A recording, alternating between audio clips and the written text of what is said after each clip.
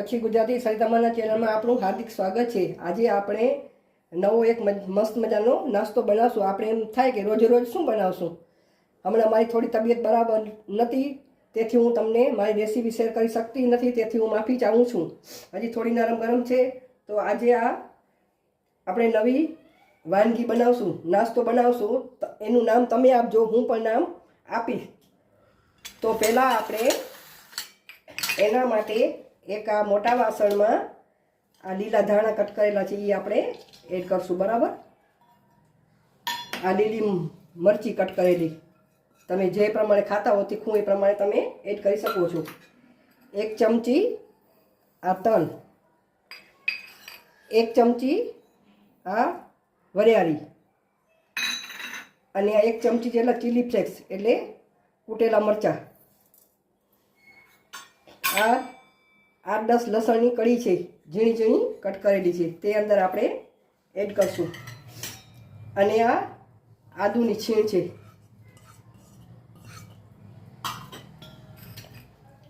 હવે આમાં આપણે આ ગરમા ગરમ 2 નાની ચમચી તેલ એડ કરશું, બરાબર।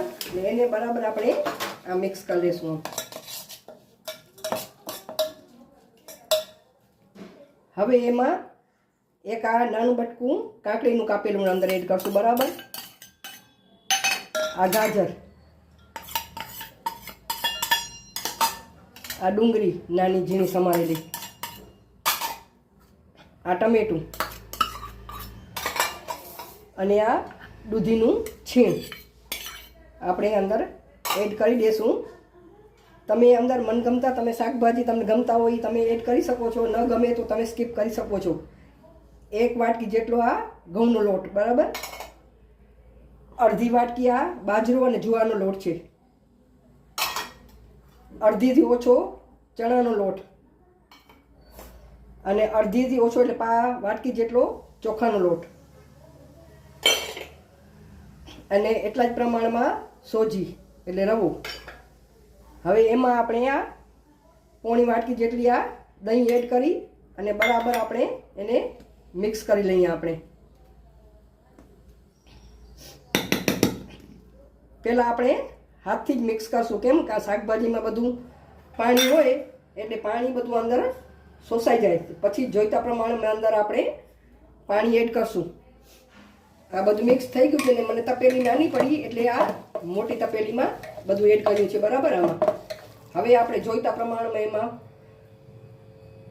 આ મરી પાવડર એડ કરશું, સ્વાદ પ્રમાણે મરી પાવડર નાખશું થોડુંક, તમને જેવું તીખું ગમતું એ પ્રમાણે તમે એડ કરી શકો। હું એક નાની ચમચી એડ કરું છું, અને સ્વાદ પ્રમાણે નમક આપણે એડ કરશું, બરાબર।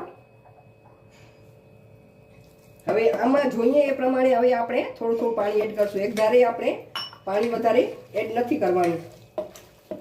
ચમચાથી ચાહો તો ચમચાથી પણ તમે કરી શકો, પણ હાથથી બરાબર મિક્સ થાય છે।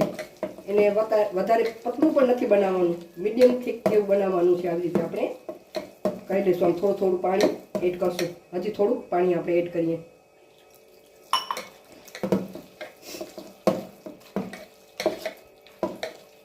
આવી રીતે આપણે બેટર બનાવી લઈશું, બરાબર। આવી રીતે હવે આવી રીતે આ બેટર બનાવવાનું છે, બરાબર। આવું બનાવવાનું છે, આવી રીતે। હવે આપણે એમાં આ ઈનોની પડીકી અંદર એડ કરી દઈશું, બરાબર। આમાં અને એક ટીક થવા માટે થોડુંક જ અંદર પાણી એડ કરશું, બરાબર। હવે બરાબર આને આપણે મિક્સ કરી લઈએ, બરાબર મિક્સ કરી લઈએ। હવે ગેસ ઉપર જઈએ આપણે। હવે ગેસ ચાલુ કરી દીધો છે।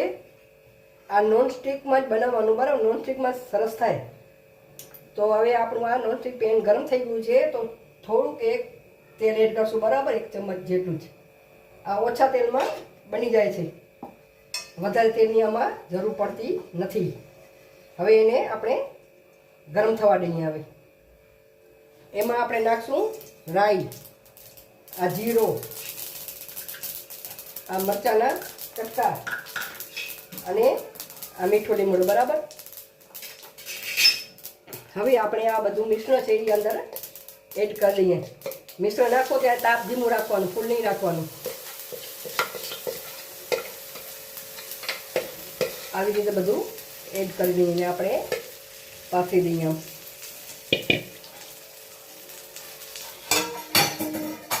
હવે મિશ્રણ બધું પાથરી દીધું છે.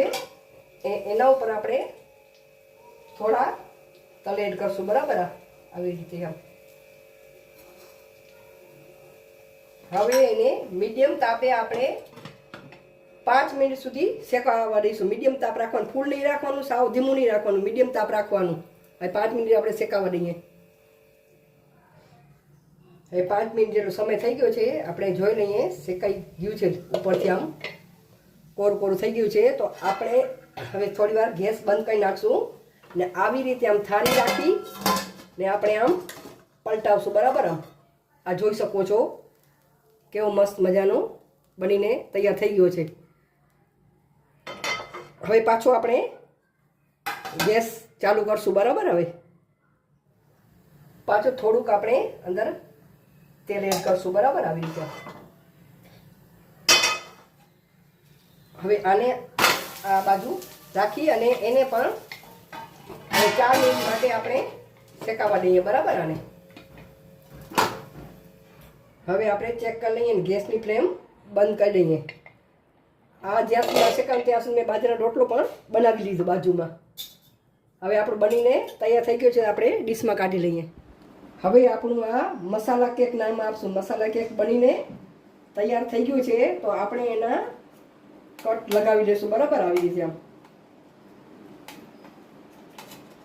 આવી રીતે બધા આપણે આમ કટ લગાવી લઈએ. તમને મનગમતા આકારમાં તમે કટ લગાવી શકો છો, બરાબર? તમે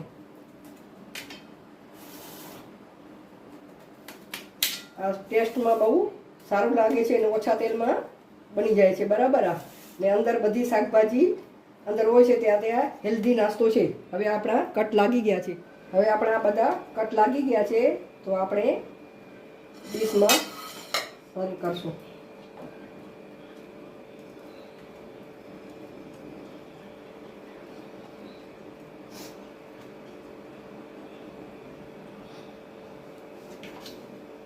હવે એના ઉપર આપણે સોસ લગાવશું, ટમેટો કેચઅપ, બરાબર?